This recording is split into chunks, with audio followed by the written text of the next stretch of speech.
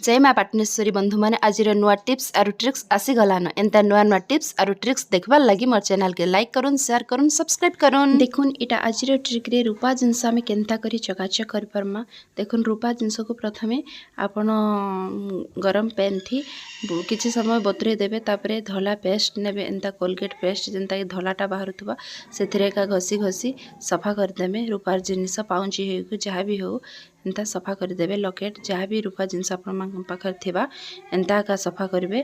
घसी घसी गोटे टूथब्रश साहाय्य ब्रश साहाय्य जेनटा यूज नहीं होथबा हेतिरे का पेस्ट लगे करी सफा कर देबे। देखुन केनता करी सफा हो गला पूरा चकाचक हो गला मोर एरा रूपार लकेट पाउंची बला सब किछि चकाचक हो गला। केनता लागला आज ट्रिक निश्चय जनाबे।